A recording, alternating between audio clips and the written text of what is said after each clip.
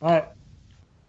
We are recording now, so like recording, and then we'll do the post-recording. But I feel kind of ballsy doing a post-recording without a pre-meeting meeting. No. Just No. That's all. Come on, Jeff. Come on. It's working. It was already working, and now it's not. Oh.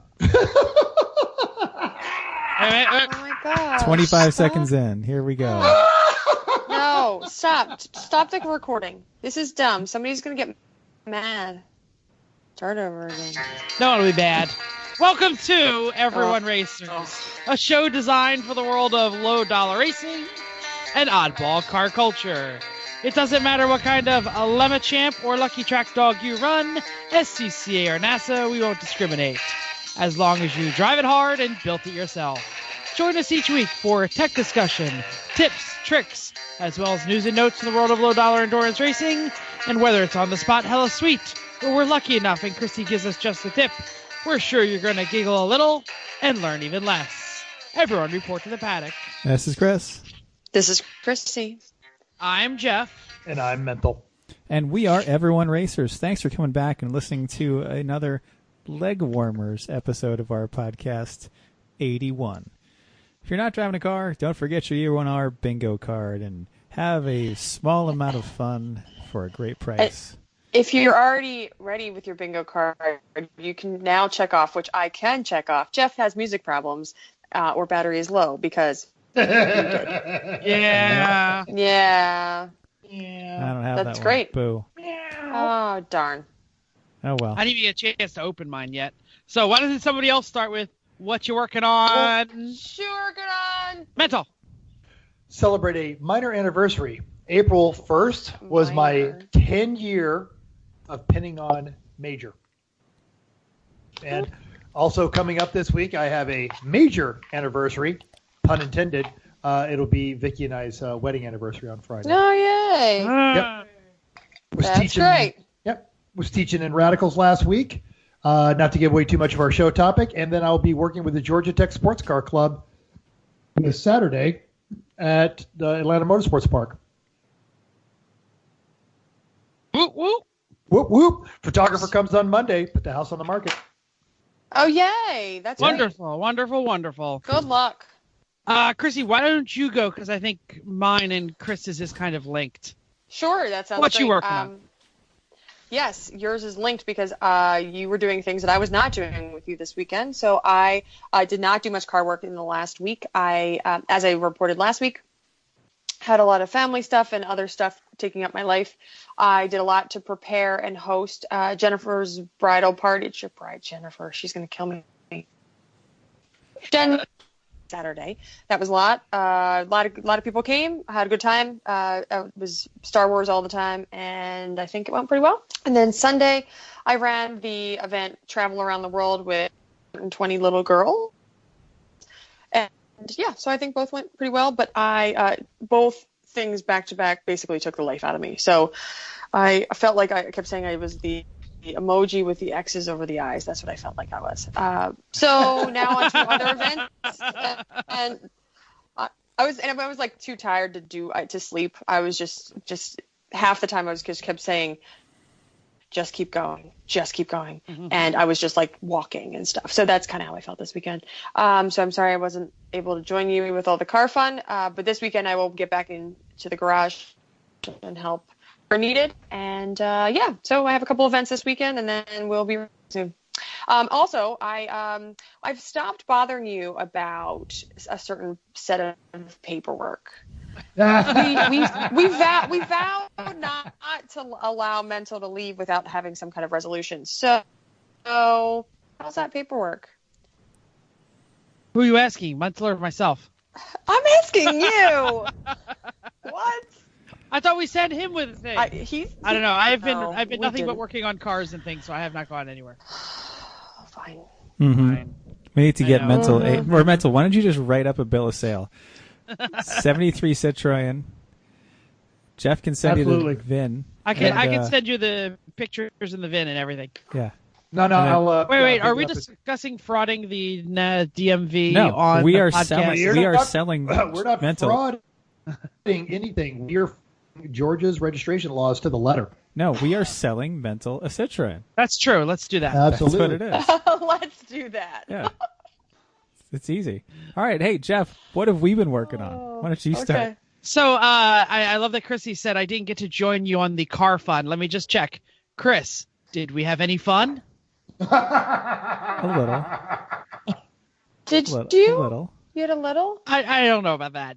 Yeah, so we Not Chris much. came on Saturday to my house in lovely South Jersey, and we worked on the Z. We did Z, and more Z for a day and a quarter. And then Chris left, and I finished the other 3/4 of the day by myself. Just like your prom night. Exactly. I have to show this to the podcast, and no one is going to like it, but someone take a picture of it and then tweet it. I went to Staples and I printed. Tweet it? What do we? Whatever. Tweet it's is, the. what do we? It's how the do we whatever. tweet things? I went to Okay, Staples. that's different. In preparation for the wiring hell that is the Z, and I printed the world's largest wiring diagram.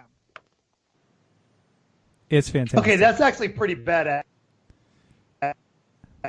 That's now for the viewers at home. We can't tweet this because I do not exaggerate when I say Jeff has his arms spread as wide almost as they will go.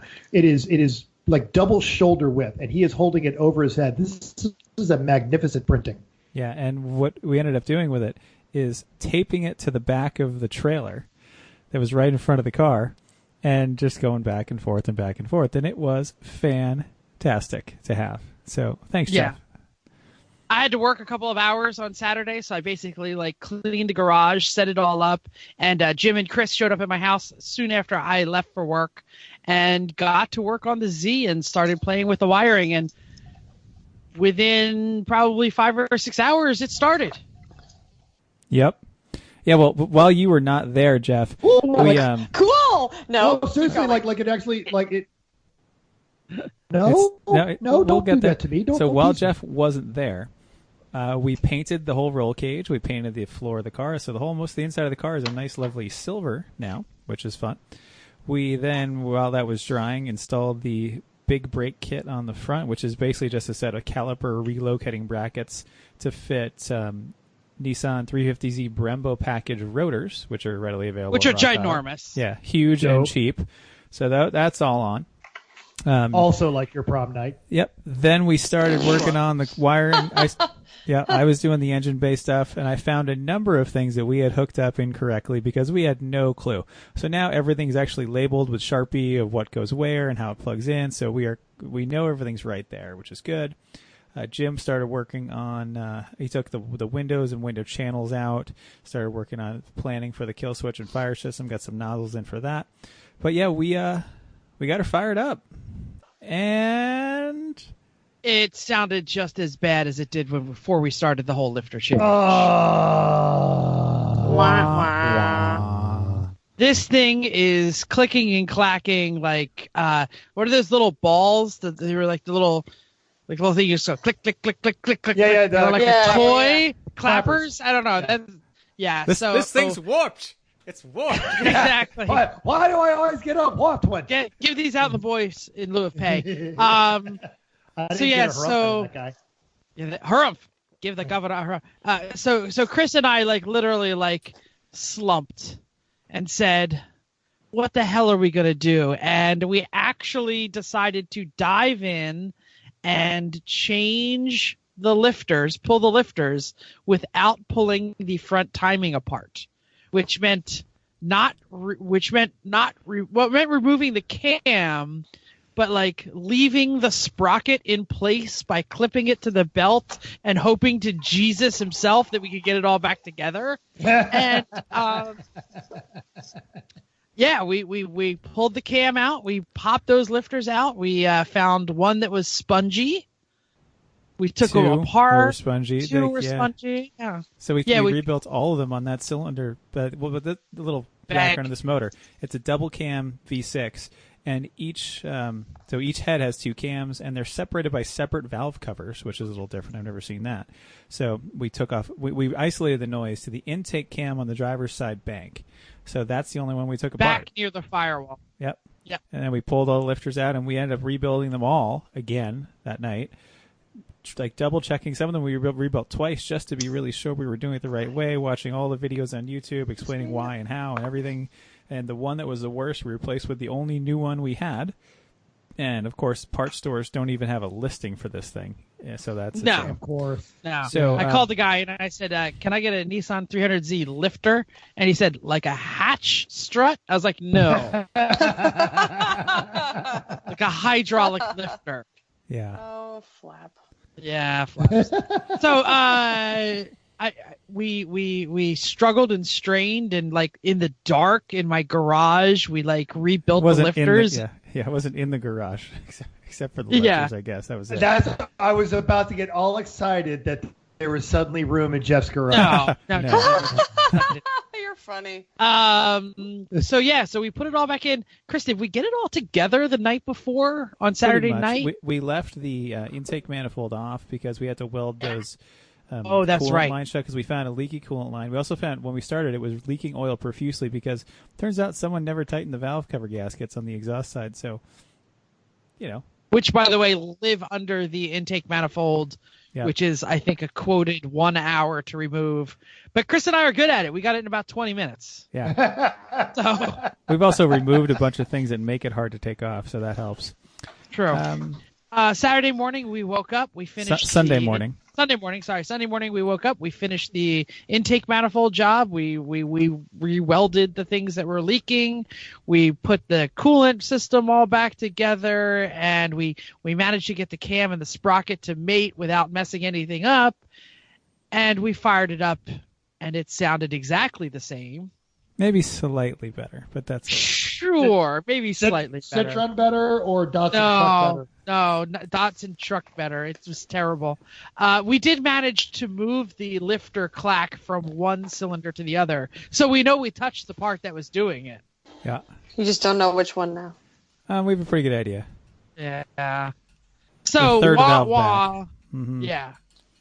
So I don't know what to say other than it is still terrible, and we are we saying that our punt maneuver, or are we keeping that secret Sure, until next week? We can talk about it. Why not? The 300Z is not going to make the first race. There is not enough time to pull everything apart and finish everything else that is on the list. It just can't happen. Mental. Oh, the 300Z will absolutely make its first race. Oh, it just won't be this one. Its first race is not this one. It's not going to be Pittsburgh, yes. So everybody's going to see us at Pittsburgh. Just know that we will not have a Z. We will have something else. And I heard a Nissan still coming. It'll have Nissan badges on it. Don't worry. Sure. Absolutely. Yeah. So I did all that with Jeff. I mean, we worked Saturday night until 11:30. Really. It was a long day, and then Saturday or Sunday, by the time we got everything sorted out and realized it wasn't going to happen, it was a little after noon. So I said, well, this isn't going to work. I got to go fix the damn Honda so we at least have one car that works. So I went home, leaving Jeff to handle whatever he could after I left, which I have no idea what he did, except probably clean up the explosion we made in his garage, which is only mildly worse than it normally looks. So that's good. Did not clean the garage. Tools are still on the bench. Okay, cool. What did you do? But I did do the belts are done. The seat is done. The belts were really, really, really difficult. There's like the seat bolts and the belts. There's no way to get your fingers under that seat to get all those bolts together. So that was like a multi-hour job. Yeah. And then cleaning, that was a multi-hour job and things. So but it progressed nicely. We should do for the seat, those two bolts you can't get to. Yeah. I think we drill holes in the floor underneath them so you can just get to them from underneath. Oh, that would be excellent. Good plan. Then they kind of I got it. I managed to make it work. Okay. For next time. Yeah. And I also learned a good lesson. Make sure you look before you drill, kids. I was just about to drill through the floor of the car to put in the brake line. Right, to put in the sub belt, and it was right through the fuel lines actually. So look before you drill because you never know what's on the other side. Oh, I'm sorry. When I was doing the seatbelt mounts, I put that almost through the brake lines. Okay. I was telling my story. Yes. Well, as long as it wasn't your foot. No. No. I'd Yes. rather drill through my foot than the fuel or the brake lines on that 300 because I think the foot would be easier to fix. Well, the foot is self-healing, Yeah. so. So when I came back, I got some things done on the Honda. I got what did I do Sunday? Oh, I got the main relay working, and mostly just by grounding the harness in the engine. I just kind of loosely put the engine harness in place and things, just to get spacing right. And the main relay wasn't grounding. Got that working. Got a bunch of other wires in there. So it was getting to the point where I'm getting close to starting it, and I said, well, I need some gauges because we can't use the stock gauges anymore. I need something to tell me if I have oil pressure and water temperature and basic things like that. So I better start making a gauge panel. So that's what I've been doing ever since. And just tonight, I've gotten to the point where I'm even skipping workouts. As soon as I come home, go work on the garage and come in, eat dinner, do a podcast. So gauge panel is made. It's all together with all the gauges, all the warning lights, all that stuff. It's all wired into one plug. And Go ahead. Oh, sorry. I was going to say having, kind of, because this Honda's always just kind of evolved. Oh, we need this. We need this. Oh, add this in here. Add this in here. Seeing you build that gauge cluster right from, I want this information, and I set it on the group text, that is just a sexy piece of equipment. There was a group text about the cluster. I didn't even see it. Yeah. There's a picture of the finished gauge cluster on there. It's got everything you need. It's all in view. Most important things up top, least important down to the bottom. Lights are near their respective gauges that they matter for.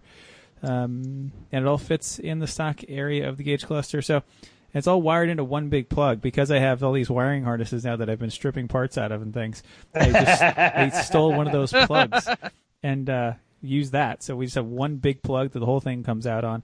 Tonight I just finished making the brackets to mount it to the roll cage, including captive nuts because Honda and because it's easy. Well, it's easy afterwards. It's not easy to start with. So that's all. Then it goes on with 4 bolts, comes out in one plug, and that's it. So a coat of paint's on the brackets now, so I can install the cluster and start doing some of the wiring on that so I get the important ones. Then keep doing the finished wiring to hopefully try to start it on Saturday. That's the plan. Yep. Todd Carver would be so proud of that gauge cluster. Great. I don't know who Todd Carver Thanks, is. Todd. Rocksteady Wrestling. Yeah, I know him. Yeah. I know. Took me a moment. I was looking for somebody famous. I was like, is this some sort of like Japanese woman who's going to tell me to clean my car? Like, what exactly are you going for? Well played, sir. That's Marie Garat. News and notes time. Does anyone have a real news story? I have one, actually. Go, Jeff, because I actually do have one. Nobody All probably right. cares but me. So, former Nissan chairman Carlos Ghosn was rearrested in Tokyo minutes before a TV interview. This story came out today, April 3rd, but it says Thursday, so I don't know if we're dealing with some sort of Japanese time shift thing. But, Carlos tweeted moments before he was arrested that he was planning on telling the truth. He did a phone interview with Fox Business Maria Bartomolo, and then they just showed up and arrested him again because he was walking into a TV studio to tell the truth. According to legal experts, it is extremely rare in Japan for a defendant to be rearrested after they have posted bail. So good job, Carlos, for posting that $9 million bail, but you're still in jail. Oh. They are so mad at him. I don't know what's up with them. Wow. Damn. Just slightly happier news. Scrolling through one of the social media feeds, Porsche is introducing a Targa version of the Boxster, which I don't know why they would just not introduce a Targa version of the Cayman, but Wouldn't still, that be a Cayman? I don't know. it would. Or technically it's a removable roof, so that would make it a Boxster. I don't know, but it's actually pretty. It's actually pretty good looking. I bet it is. I'm a fan of Targas. Oh yeah. You Yep. sold me on that one. Yeah. Cool. Drove So- great. All right, so let's talk about the race results. Now, we mentioned Champ Car was at Harris Hill this weekend for an 8 and 7. Saturday, first was Basil Weenie Racing in a 90 Miata. Second was 11 Tenths Racing in a 92 Miata. Third was a crew from Texas Motorcycle Academy at Harris Hill in yet another Miata. Do we have to Sunday- start saying boring? I'm Yeah, almost getting there. Sunday was the 11/10th, took the top spot, and they also had FTD for both days. One of those was a 127, which is pretty quick around here. So second was Winkler Motorsports and you guessed it, Miata. But third, refreshingly, was the Integra from Donkey Racing. Cool. And we did have some. Yeah, there you go. Sorry. Some of our picks, the good. Orca Racing didn't do so well. 24th Saturday and 36th Sunday. Hong Kong Fui Miata 29th and 26th. So we picked poorly there. Yeah. Other people showed up with poor cars. Fruit Basket's Dodge Shadow was 33rd and 42nd. Which, if we're honest, is maybe actually pretty good for a Dodge Shadow. Their Hyundai was 44th on Saturday and didn't start on Sunday, so It's Dodge also Shadow pretty good for a Hyundai. is greater than Hyundai. Yeah. Yeah. Shoot. Okay, and funny is probably still funny in the Miata news. Two Beaners in a Bucket raced 32nd and 44th. But the name's still funny. Don't chuck it up. Miata was 15th and 19th, while unintended accelerations Audi 90 was 9th and 16th. That's not too bad. All right. Other events, big one, the Lemons was at NOLA this weekend, and you probably already heard about Jerry Ringel and his Aston Martin in preparation for the $500 my ass crowd. Go ahead and check that off on your bingo card. The Inglorious Bastards were prepared.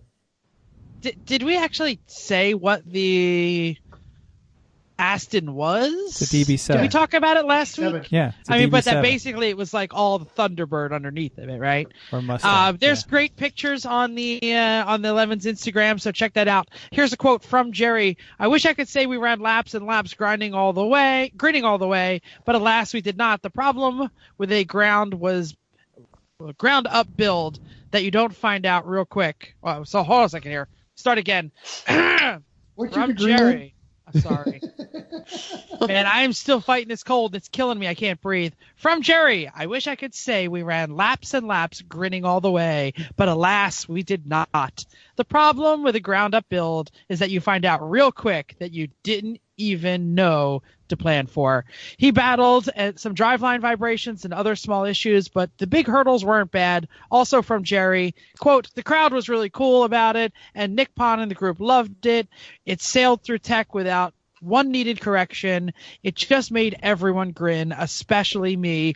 Damn, we worked our butts off for 4 months, worth every second of it. And when Steve McDaniel did his BS inspection on it, he said he really didn't want it to be so hard on it, but he knew he had to be fair for the rest of the teams. So he suggested C-Class and 68 billion laps. That's billion with a B. Yep, and not wanting to risk 4 months of the build, even though it is mostly a furred underneath. Jerry and crew never really finished a whole lap, actually. Oh. So, yeah, they pulled in before the timing lines after they go test lap after test lap. And the end of the day, Saturday, they just loaded up and went to Bourbon Street and have some fun and not to miss out on that. So that's Lemons for you. And their entry is also up on Jalopnik.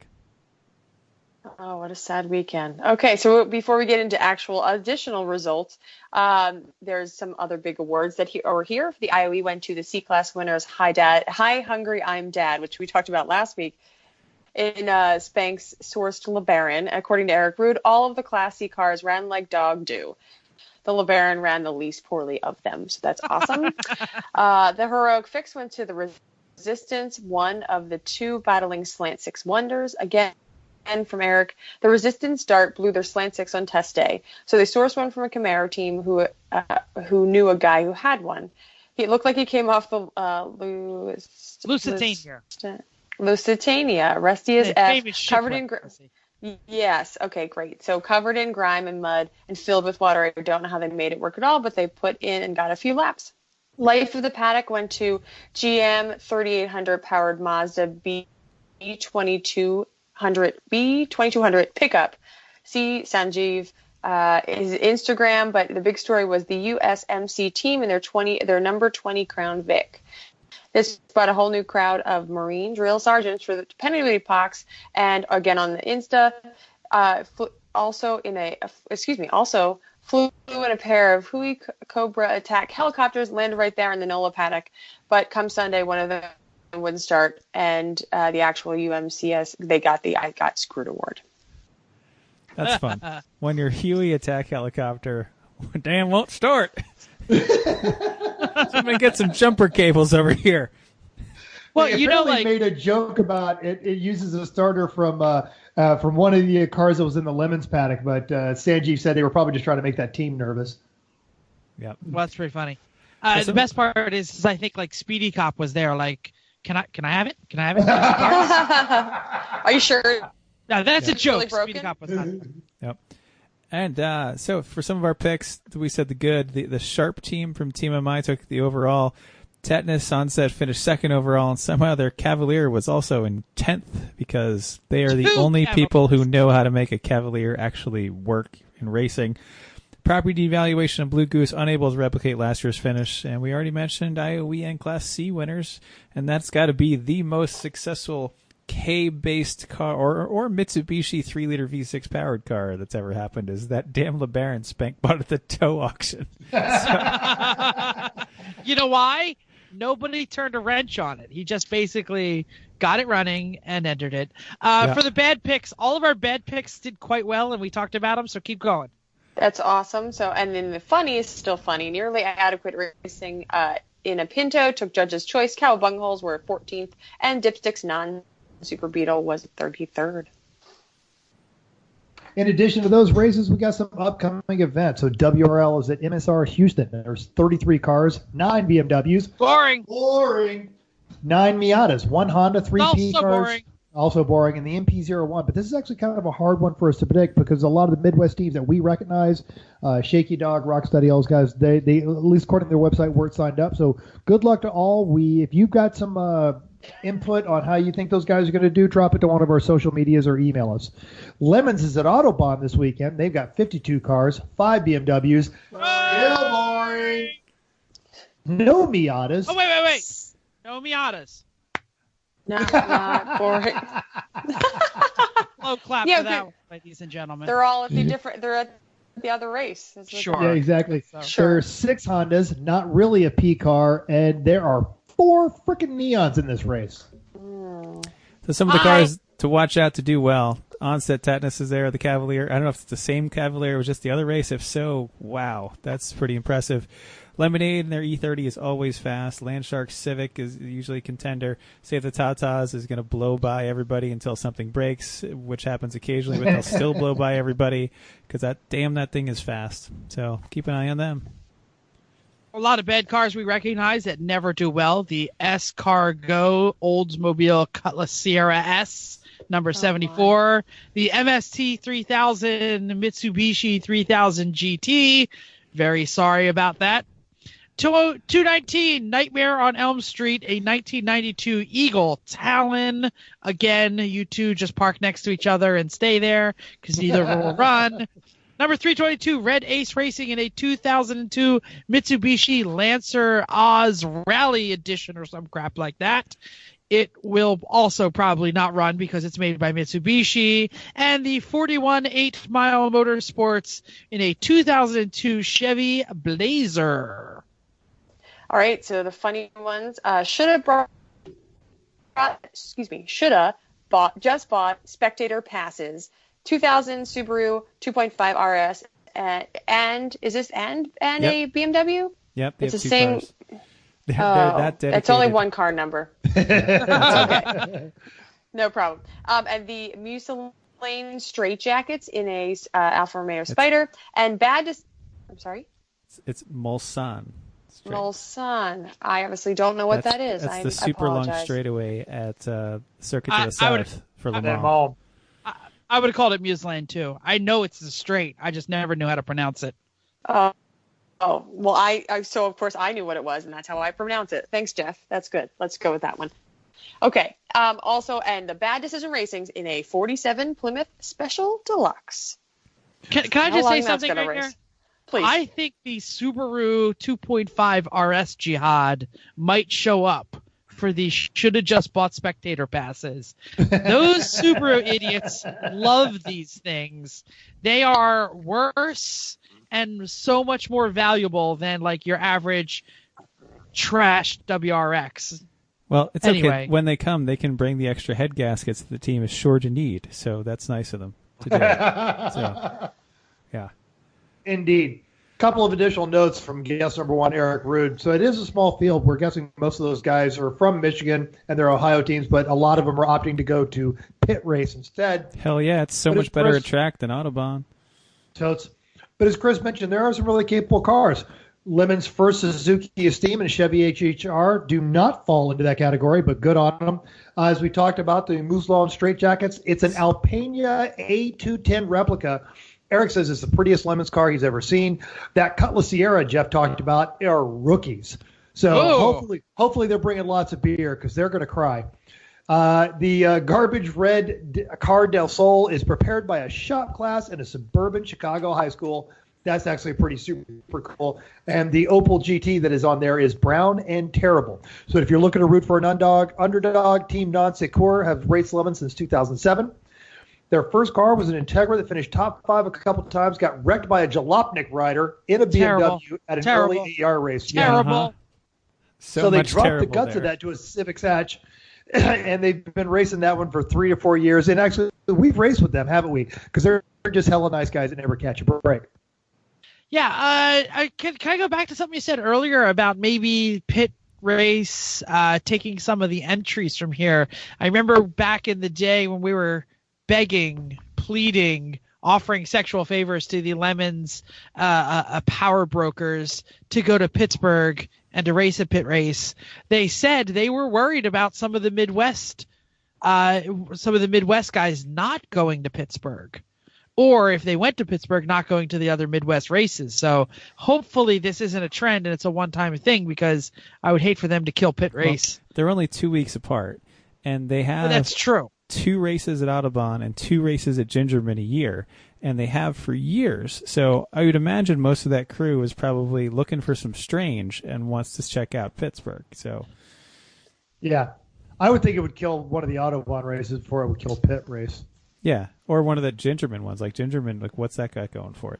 Nothing. Yeah, Gingerman always has low numbers, right? Yeah, because it's not a very good track and stuff. And they got Jesus Hour, which usually is something reserved only for the South. Be surprised. You know what else you'd be surprised by? Supercars.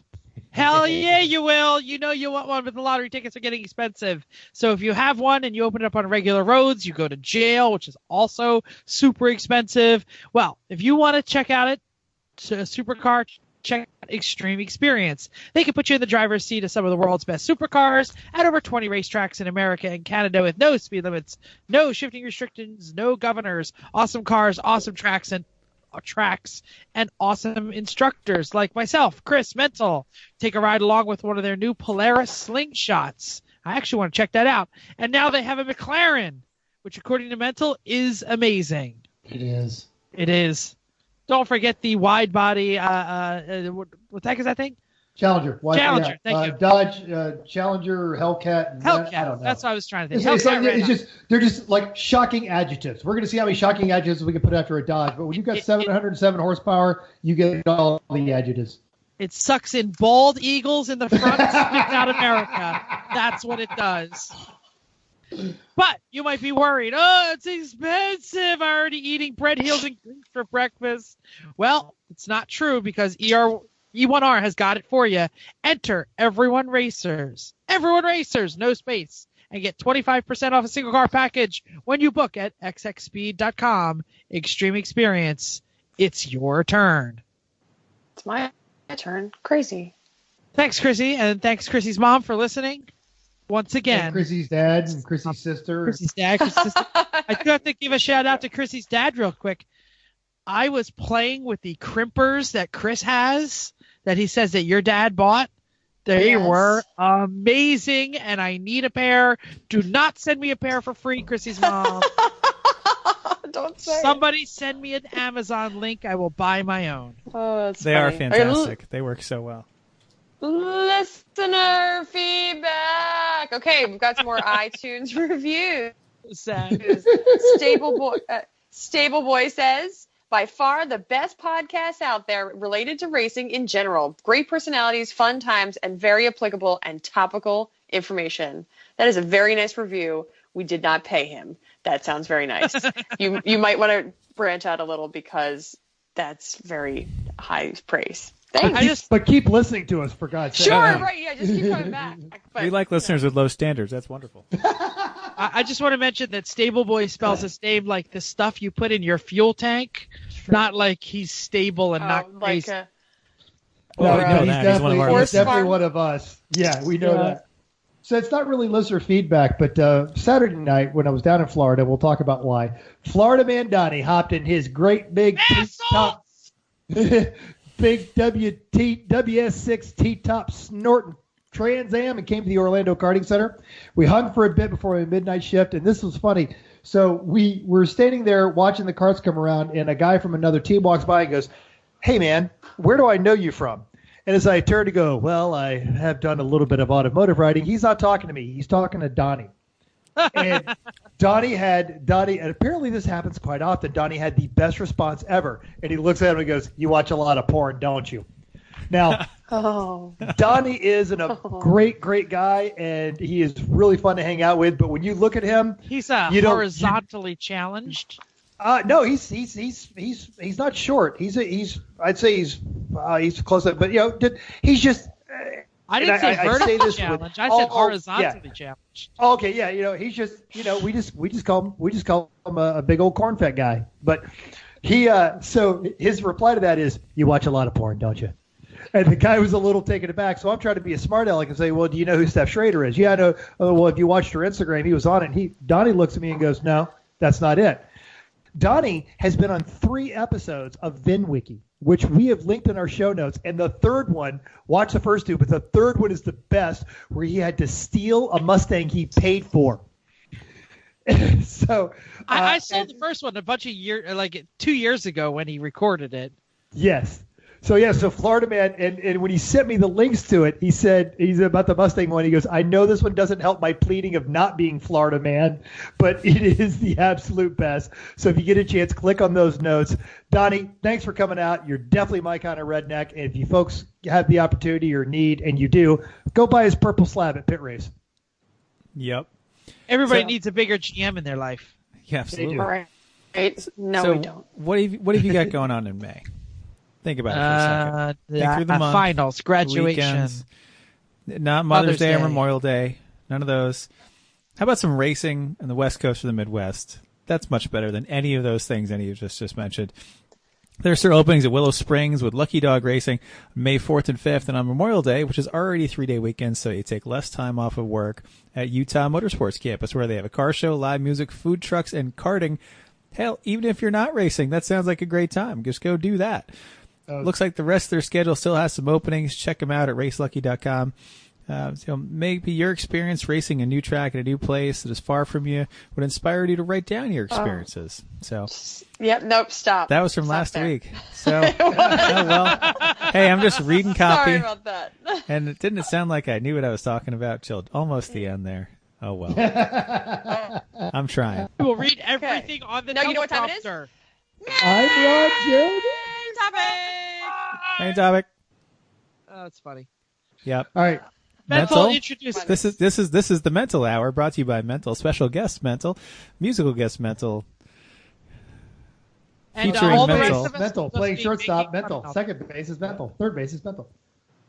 So this weekend I was invited, last minute, I got an invitation to the USAC, United States Auto Club, Simcraft 24 Hours Karting of Orlando. And it was amazing. Karting is an incredible way to refine your craft. And it is, I understood absolutely nothing. I was horrible at it. I was horrible at it on a level. No, I have not been this bad at something so consistently. Oh, no, I meant you know nothing. For decades. Yes. It was, and that's saying something. That's saying something. I was, at my worst, I was 5 seconds off the team pace, and this is in a 1-minute course. And and we'll talk about it, but I was trying to drive it like a car, which you can't do. We were trying to drive. It was a brand new Praga kart with a sealed motor. It was a hoot. And I guess you guys have questions. Yeah. So just want to go right off what you just said. What's the difference when you can't drive it like a car? What did you find? Like, what do you mean by that? Explain. So, but before you go there, can you because I know some people don't even know what you mean by carts. Good job. Here's the radio guy keeping us on topic and explaining things properly as opposed to just diving right in. Start with what the hell is a cart? These are not what most people think about. They they went to the go-kart track. These are like real racing carts. Give them some description of the mechanical beast you were riding. Do you throw shells or banana peels? I could not find the blue turtle shell. If I had the blue turtle shell, I would have done much better. Now these are gas-powered carts in highly prepared. There's several makers of these. There's Tony Kart is a good one. I'm trying to think of some of the other ones, but we were actually all down there in Italian Praga carts, which are gorgeous, by the way. So these are go-karts. Now they have a variety of engines you could put on there.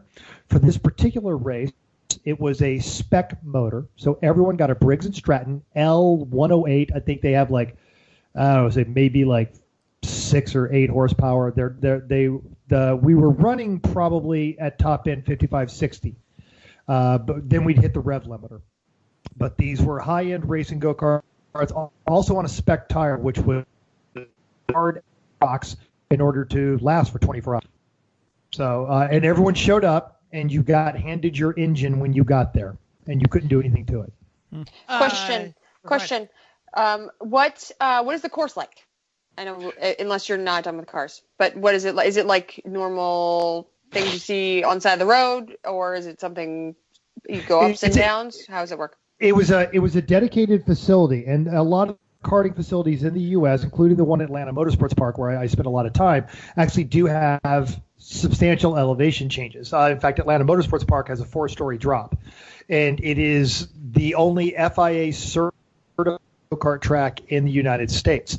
There's actually a really good go-kart track at Pit Race that they'll do some of these events on, but because it was Florida, it had no elevation changes, so it was all flat, and it was a very tight and twisty multi-configuration, and they had us running what they call a course.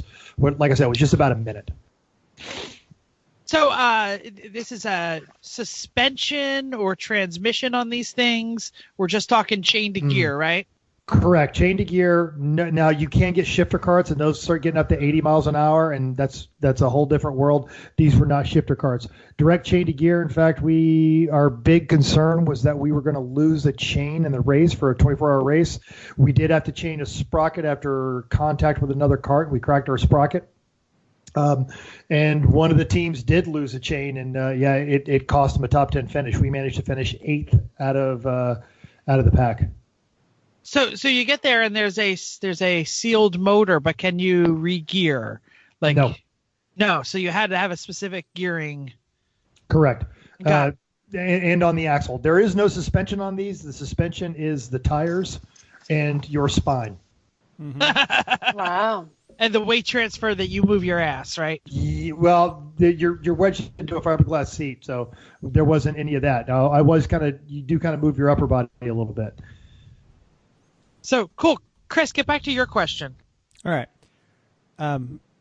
So I did endurance karting twice a number of years ago when I was a younger lad with some of my decal-free Honda buddies, in addition to just running at local go-kart places. So one of the things that I was not prepared for the first time is that you need some additional gear to kart race. You can't just hop out there in your normal stuff and go. So what other additional gear would you recommend people consider before they do this kind of thing? Now, this particular one, they would have let us run in our driving suits, our standard SFI driving suits. Not really something you want to do because they're not abrasion resistant, which is the primary concern of a karting suit, but also they don't breathe. And you've got that really nice one, and Chrissy, you've got the really nice one. But Jeff and I are still driving in the quilts. I got a nice one. He has a nice one, too. Nice one. Right, just me driving around in the quilt. I would have melted, but Trevor Andrusko, who invited me on this, loaned me one of the karting suits from Atlanta Motorsports Park, which was nice because it's by no means cool, but it breathes a lot better than your standard driving suit because it's a go-kart. There's no seatbelt. You can jump out of it, so you're not really worried about catching on fire and being trapped in a vehicle. and you're only allowed a gallon of gas at a time, so you could get away from that. There are the availability of special karting shoes. I just use my regular driving shoes, and karting gloves, and I just use my regular driving gloves on this one. But a karting suit, you do have that. You can't have a motorcycle helmet. You have to have a real helmet. There are karting helmets which have some arrow to them. I was using my standard driving helmet. And then the big one is you want a rib protector.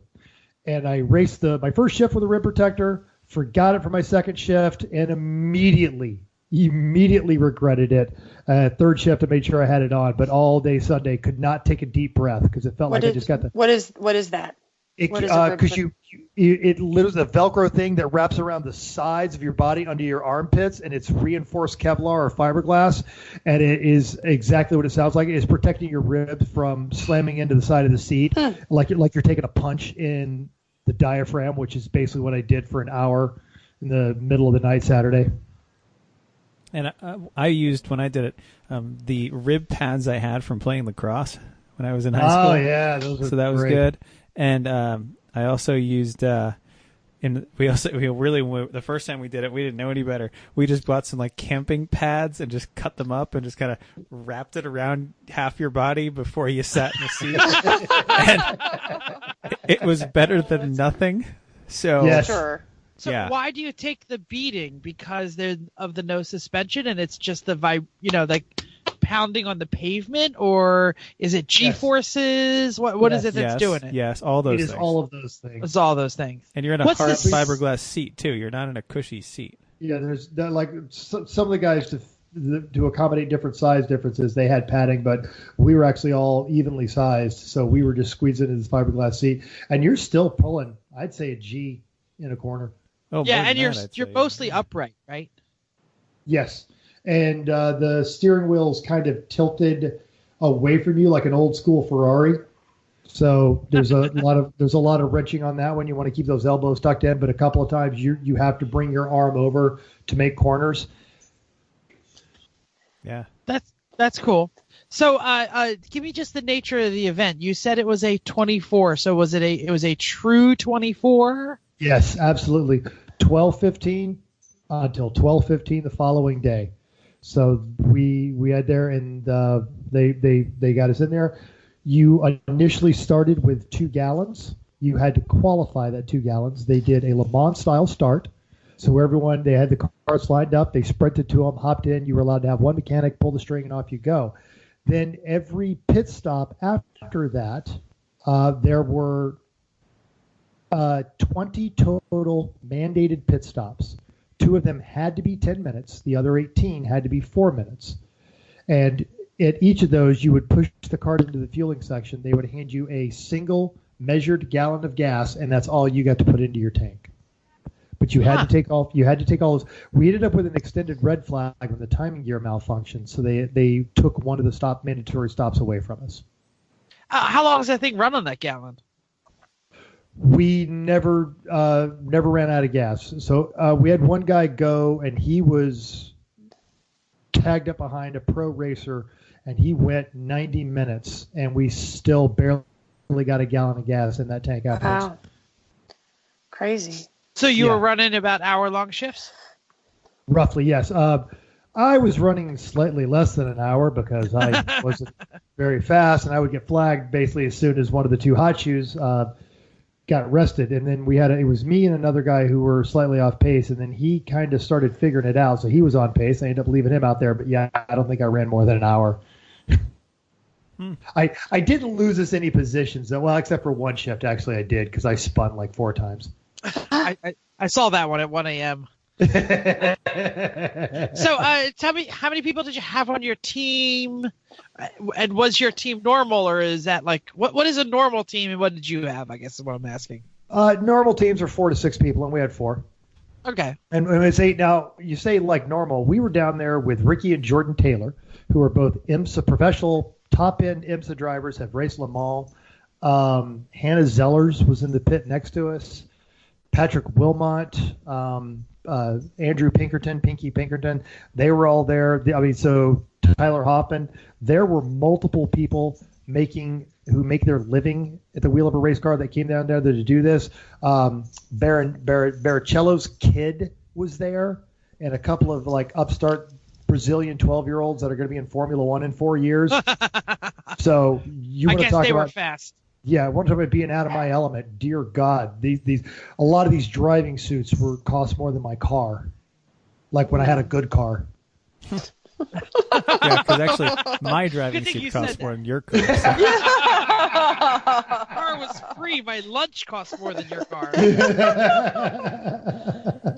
Yep. Cool.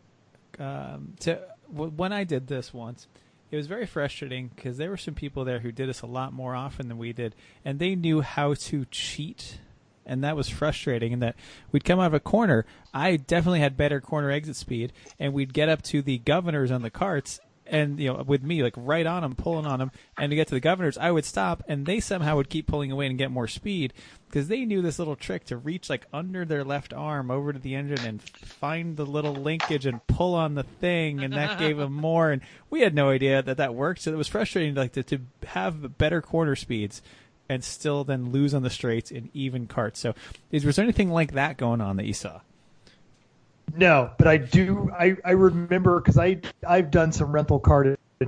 I do exactly that trick, and I actually did that a couple of times myself back when I was living in Oklahoma. These guys were all like pro racers, and actually they were kind of ruthless about it. There's a mandatory weight.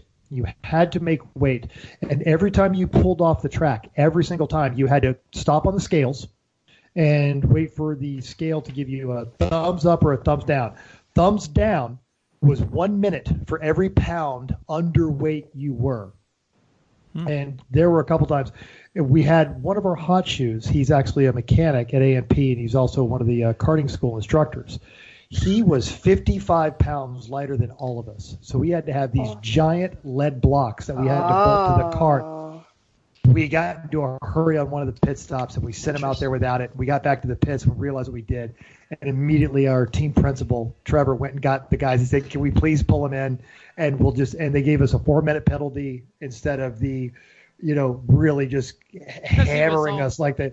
And of course he was only out for one lap, right? You pulled him in immediately. Exactly. And he was pulling everybody. It was great. He was like the fastest lap ever. Of course. So, but it was, so we had that, but there were a couple of teams. And then also, if your pit stop was under 4 minutes, they pulled you right back in. And it didn't count as one of your mandatory pit stops, and they made you sit. So it was heavily regulated, but honestly, if there was cheating going on, it was very, very subtle. These guys were actually really wanting to keep it on the up and up just because they wanted to, at least that was the vibe I got. They wanted to win legit. It's kind of like cheating in lemons. Yeah, you can cheat, but okay, you won nickels, big deal. You don't get to actually say you won. Yeah, I think you do actually, but that's right. And you still win nickels, so there's you didn't earn it. Yeah, True. You guys understand what I mean. So being that there was no real prize, these guys were trying to go at it legit. Okay, so when we started with what you're telling us what actually happened, it sounds like this wasn't fun. That's not the right word. So I'm trying to think of why enduro? Why, is the enduro the only thing that this series does, or is it? Oh no! Do you know if it's typical? If it's typical, what's the next step down? I guess is 24 is hard for anyone, especially at an hour clip. That's what I keep thinking. Is that we've been talking about doing 24, and we just say that's just so much. And then I think Chris is going to CMP to do that one. But enduro in a kart sounds, I don't know, the things that you said weren't glamorous. So why enduro? And then what are the other options, I suppose?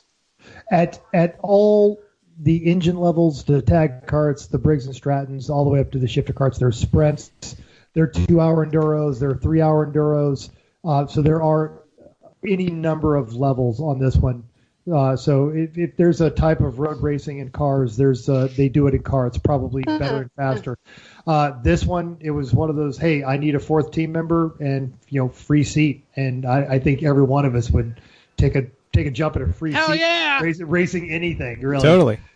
Yeah, I think I'd race llamas for free. That'd be a good story, no matter what happened. That sounds awesome. Yeah. And it was, Seriously, they do that? Yeah, it was. Yeah, well, we should totally start it. Llama Llama lemons. racing. You had to get your llama for less than $100. Even better, llama enduro. Llama enduro. Yes. You gotta get them a that lot will of get protein old. before you start. Anytime there's more than 2 of anything, it gets raced. Right. That's just how things work. In fact, this coming weekend, the Orlando Karting Center, you can look them up. The Orlando Karting Center this weekend is actually running a 3-hour enduro for charity. They're raising money for Alzheimer's research. So a lot of the teams that are in that area are coming back just for that. And it's a very charity-minded community. I think it's because a lot of big-name racers do it, and it's still very low-cost entry. So they don't mind coming out there, polishing their skills, and then giving the money to charity. Cool. Jeff, what do you got?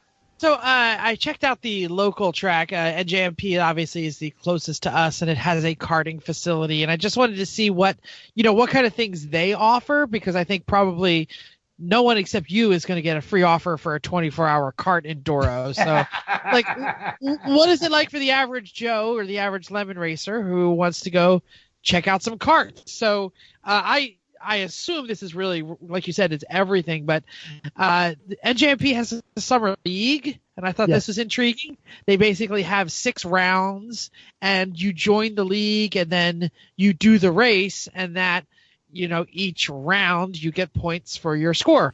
So they do 2 different 12-lap races.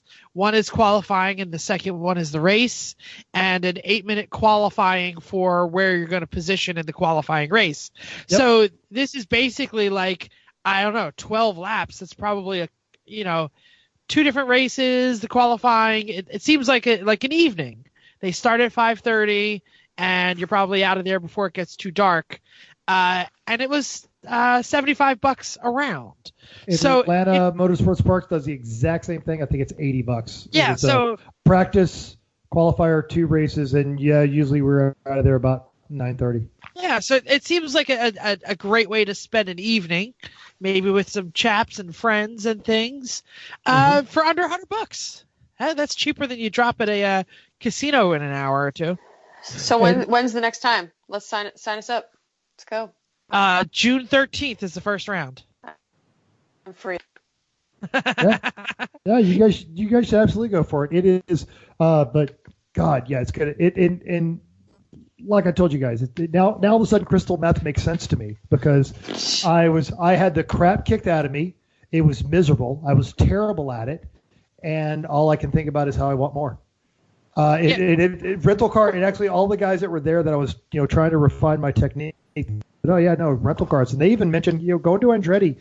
And one of the key things on this, and we'll talk about it, and Chris, I think this is one of your questions. You said, why can't you drive it like a car? Yeah, let's go for that one. Answer that one now. So I started, I went out there and I thought I was doing a great job. I was getting on the brakes. I was really late apexing. I was smooth onto the power. I was not losing traction so it wouldn't bounce off the governor. And I was 5 seconds behind everyone else on my team. It never occurred to me until right now that if you lost traction, you would hit the governor. Yes. But that makes so much sense. Well, it doesn't, though, because actually that's what you want to do. So as I got back in after my shift, Trevor said, all right, I think I misled you. And one of the things he pointed out, and everyone I talked about agreed with this, is the brakes are not there to slow down the cart. The brakes are there to put the weight on the nose of the cart. You slow down the cart by cocking the wheel, and you come into almost every turn with 3 to 5 degrees of slip angle.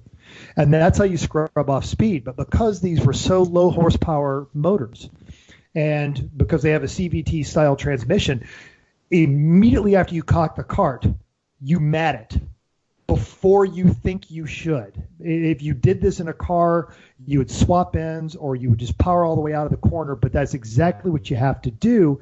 And then you come all the way through the corner at about 70% traction. So you're basically doing a 4-wheel slide through almost every corner.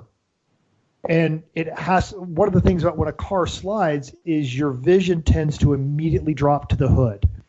And one of the things they were reinforcing on that is that's when your eyes need to, it is a reinforcement of the basics. Your eyes need to get even farther down the track. and coming into a 180 degree, it was a 2-point turn, but you kind of took it as one. The scoreboard or the leaderboard was behind us, and I had to force myself as I entered that turn to look over my left shoulder and keep my eyes on that leaderboard to properly execute this turn, because I kept trying to like critique it, and either I would drop a wheel off or I would get off the gas too soon to straighten the cart out, which would slow me down. And it's all about momentum, and you maintain that momentum at a loss of traction in some of these corners. And it's a very, very fine line. So when I went out for my second shift trying to do that, that's when I kept backing it into this corner. I would just, cut the wheel too hard, jump on the gas, swap ends on the cart, let 4 people pass me. I did have a good, really hard, knock the wind out of me, hit into the wall once, sliding into a wall, and just did not even start to stitch it together until Sunday morning. One time when I was karting at an indoor place in Boston, the way that was the fastest way around that particular track with their carts is you never broke traction. You would take all kinds of wacky lines to keep from having to then reaccelerate back up. Because you could kind of get up to the top speed-ish. And if you took some kind of strange lines down some of the corners, you could just always have that traction, never scrub the speed off, and keep your speed up and keep your lap times up. So it's just kind of a different way with those particular carts. But that's what I always come in. I'd come in, have a bit of slip angle, have the car, with a dab of oppo, but that would slow it down enough that then would have to reaccelerate back up. So by following some of the people a little faster, I found that they were taking these other lines that just let them stay matted through basically the whole thing, that let them keep the speed up. It was just an interesting way to do it. And they probably won't listen to this podcast. When I use the Atlanta outdoor carts, I actually never take my foot off. I do everything by modulating the brake pedal, even with my foot just, I come out of the garage, the foot stays planted and does not come off for the rest until I pull back in. With the CVT transmission, that is absolutely the way to go. I mean, no, I'm serious. Never has to scroll back up. Yeah, you just never drop the RPMs if you can. Mm-hmm. So here's another interesting thing, Chrissy. I was definitely going to take you up on the let's go do some karting. Yes. One thing that you can't do at a lot of places, except maybe a kart place, in a real racetrack, is they do private events. So at NJMP, they do Grand Prix and Super Grand Prix, and it's like under $100 for you and 10 of your friends at least to have a private race. So that's definitely the way to go. You don't even have to, race against people you don't know, as long as you bring 10. Race against people you know, and as long as you know that those people are just as bad as you, then you'll have a great time. Right. Awesome. Right? Like, if Benito's there and he's just like, wow, I don't even have a clue what I'm doing. If you just bring all of your dumbass friends that also don't know what they're doing, then it's just a great time.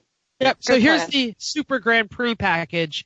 10 minutes of practice, 12 laps of qualifying, 1 race at 14 laps, 1 race at 16 laps. During a weekday, $90 a person, 10-person minimum. Let's go. During a weekend, 110. That's still not bad. We need 8 more friends. It really isn't. Hey, while we were doing this, seriously, friends. Yeah. Garage heroes in training. That's true. They would totally do it. While we've been doing this, I've been looking up other local places. The place that's actually right nearby us, Slick Willie's Karts, they have a thing. If you go on a weekday from 4 to close, $40, unlimited racing. Just, I guess they don't have enough people coming in weekday evenings, so that's a great way. I to get know some what we're doing on there. Thursdays. Yeah, right. Do Slick Willies have real carts? Because they're electric. They say they go up to 50. They now have a quarter-mile long indoor track or something, a little more than that, I guess. That's better than they used to have. 31-second laps, they say, is what it is now. Lehigh Valley Grand Prix has some enduro kind of things going on. It looks like they've got some they have a Daytona 500 race that it's the morning of the Daytona 500. It's 500 laps and it's $500 to enter it. Wow. For a team. So things like that. Well, Bill could beat us there. Let's sign that one up. Yeah, so that they have that one. And Turkey Bowl, November 11th. It's a 4-hour endurance race and $500 a team. Yeah, so there's places around to do this kind of stuff. Looks like. Yeah. Everyone who's listening to this podcast probably lives closer to a kart track than they do at a real racetrack, because every real racetrack has a karting facility, and there are plenty of karting facilities that don't have racetracks. So you probably have 2-3 times as many kart tracks within a driving distance. And Andretti is all over the country, and actually go there. You can have dinner, and they got bowling. You can drop the kids off and that sort of thing. And then you got to dig a little bit more for the actual go-kart tracks. There's one in Ohio. There's the one in Las Vegas. Go check that out on your bingo card. We've got the one here in Atlanta. The one in Orlando is actually really nice. Pit races we mentioned. New Jersey's got one. NOLA has a fantastic. They have actually 2 separate karting tracks, and you can go to the United States Auto Club website, and they've got the list of everybody that is doing this, because they're the big sanctioning body for karting. These karts do exist on eBay and Craigslist. They are anywhere from $2,500 to $5,000, depending on how hardcore you want to go. All of ours were brand new Praga carts, and they are all up for sale. They're going to use them for a karting school at A&P, but if you showed up with the cash, they'd let you have one, and it's cheaper than a secondhand Porsche Boxster. And probably won't blow up on you. Probably, but when it does, really easy to fix as opposed to a Porsche Boxster. Yep. Oh, I'm sorry. I'm sorry. There's Podcat. Shaky cat. Podcast. Shaky cat. So it is, Sorry. but it was and you really, we've talked before about the traction conversation, and it's the conversation with your tires. And on street tires, it's a, hey, I'm starting to slide. Hey, I'm losing a little bit of traction. You're about 50% traction. Okay, now I'm almost gone. Now I'm done. You're sliding, and it's the same conversation in a kart. But it is happening at a different moment, and the nuances of balancing that thing on a slide are so precise compared to even the best handling cars that I have been in. Even when I took the McLaren out for extreme experience, it was not nearly as difficult to hang that car on the edge as it was this kart.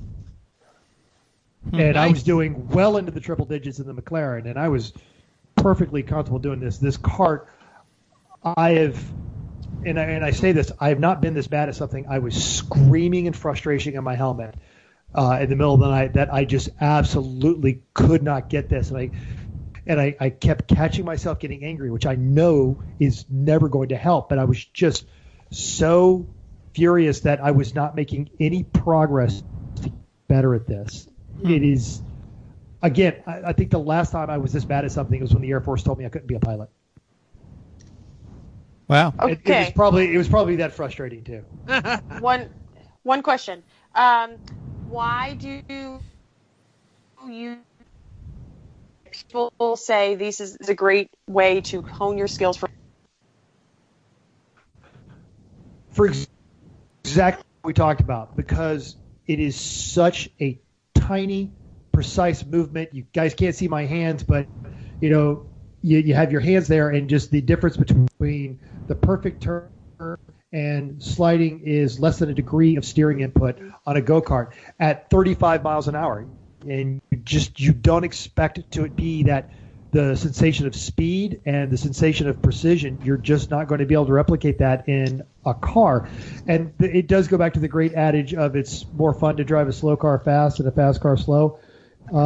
Because you are just trying to maintain the momentum, you guard everything, but you can't bounce it off the curbs like you do with a Miata, because you'll tear the kart up. It'll chew up wheel bearings, or it'll bounce you out of it. Jeff?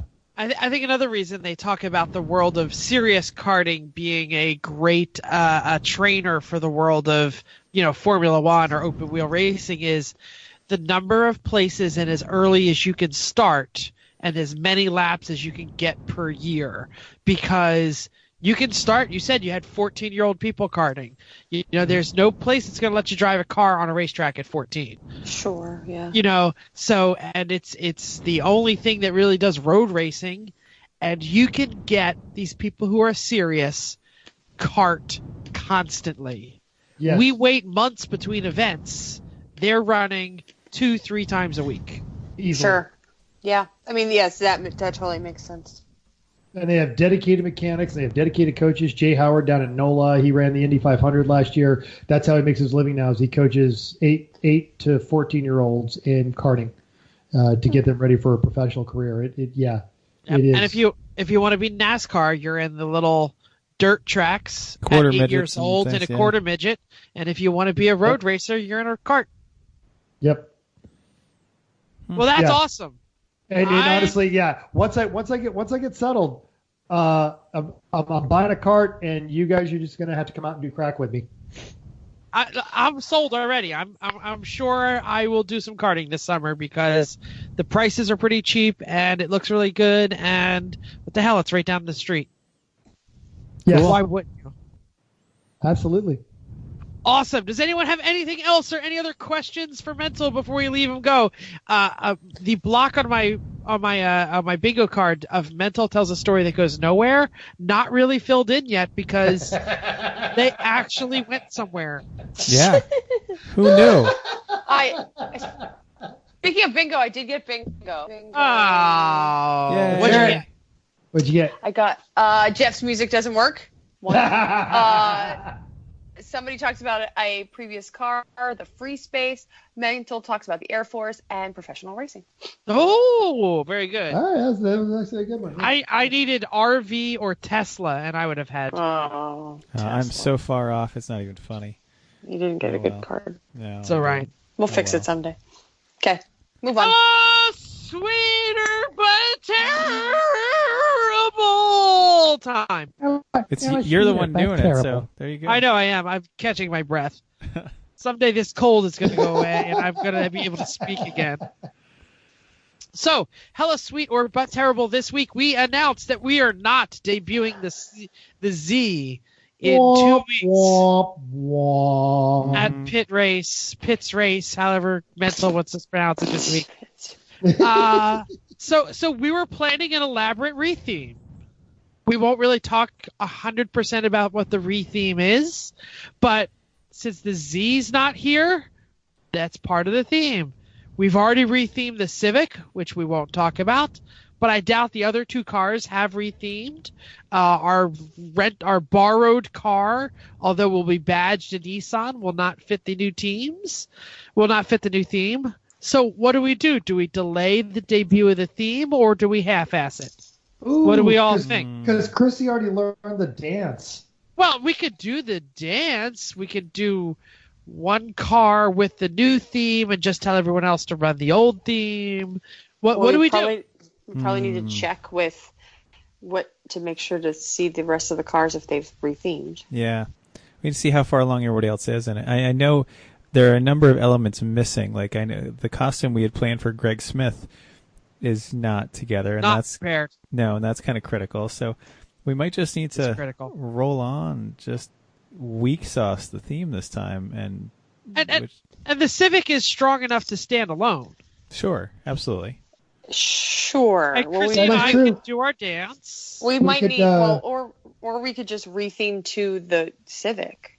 We Yeah, could exactly. retheme ourselves to the Civic. That's true. Why- Not why- go with the original. Yeah, This is all a cryptic conversation. Yeah, but white Sorry, painters' outfits, orange safety vest, and hard hats, and then we would just point in the sky and yell. It's true. The picture just formed in Jeff's head. Yeah, right? Just Yeah. figure this out. All right. So I guess we have a half-ass theme all around. Yeah. We've Well, just- we're also Well, mostly half-ass sure about trying to half-ass get a this. car that works. That helps. That's Half-ass true. team for the theme. I'd say the theme for the car is pretty rock solid. Oh no, absolutely. What I'm saying is we don't go all out and shoot our entire load on the new theme on this race. Yeah. You did not just do that. Yeah. You just nurse a semi on it. That's all. Oh, Oh, Oh. God. When did Mental. Joe Biden get on this podcast? I don't know. But Mental, if you don't start talking into your microphone, I have to get the tube of mockery out for you. Sorry. When did please. Joe Biden get I on might this get into- podcast? Yeah. The Might get entire bingo. show, Mental eats his microphone and then he says something funny. He's so far away nobody can hear him. Sorry. Yep. Pretty It much. doesn't come through my headphones. Yeah, I know. you need to just hold your microphone like I do. Yeah. So here's a random request for listeners. This is a timely request. We only have until we leave for Pittsburgh to get this resolved. If anyone out there knows anything about trombones, please contact us. I'm being serious. I have a question. I can't figure it out. The internet isn't telling me what I need to know. Normal trombones, no rusty trombones. That's what I was getting at. These are not bad jokes. This is an actual brass Right. instruments. There was a music store nearby. The building is now gone. Like, not even just their clothes. The building is gone. Signs there. Yep. Building's gone. I need some help on something. It's quick. I just need someone who played band, who has Bandcamp stories. That's the kind of person I need to tell me. That don't involve rusty trombones. Exactly. So, No. yes, thank you. Please contact us, everyone.racers@gmail.com, or post to our random social medias. Thank you very much. Tell us about the next show. Next show is our pit race pregame. You've heard us talk plenty about our cars and stuff like that, but we're also going to talk about what do you need to know for going to pit race. Like, how do you get there? What's nearby? Where do you get gas? What's the paddock like? Like, all that kind of stuff that you need to know with a new track that you've never been to, and even maybe a little bit of how to drive it. Yeah, Jeff. Spoiler alert, Pittsburgh International Race Course, not that close to Pittsburgh. No, it's north and west. It's closer to Ohio than it is to Pittsburgh. It is. But that's okay. It's right at the turnpike. Also because it's Pittsburgh is trapped by rivers. It goes all not around. Trapped. The river runs through it. Yeah, it's more trapped by hills and stuff than rivers. Yeah, right, really. Sure. Anyway, so we're going to talk. What do you need to know as your first time at Pitts Race? So that's just for you, mental. Pitts Race. Got it. Including how to pronounce it. Yeah. How to spell it. Yeah. How to eat a In-N-Out cookie. Go to Primanti's. No. This is the what to order place on that your begins with a P. Primanti's. Primanti's. There it is. Yeah. Primanti's. So thank you for downloading us. Thank you for eating our sandwich and playing our rusty trombones. We hope you enjoyed this week's edition of Everyone Racers. We also hope you'll join us in the world of driving, racing, and building, because everyone can be a racer, even you. Sorry. If you enjoyed this podcast... It's like you doubt your own words. You can't be a racer. I'm just... No, it's not that at all. If you enjoyed this podcast, subscribe. It's totally free. Then go to iTunes, give us a 5-star review. Even if you hate us, give us 5 stars and tell us why. If you have any questions or show ideas or know anything about trombones, drop us a comment on our Facebook page, Everyone Racers, or email us at everyone.racers@gmail.com. Find us on Instagram or Twitter at everyone.racers. Thanks again, and until next week, keep the karty side up. What? The car, I don't know how do you and what's the top of the rusty trombone down. No, like cart. How do you know what's the top or the bottom on a cart? If where the you're seat sitting is. on it, it's the top. Keep the part with the seat up and the part with the wheels down. The cart's on top of you.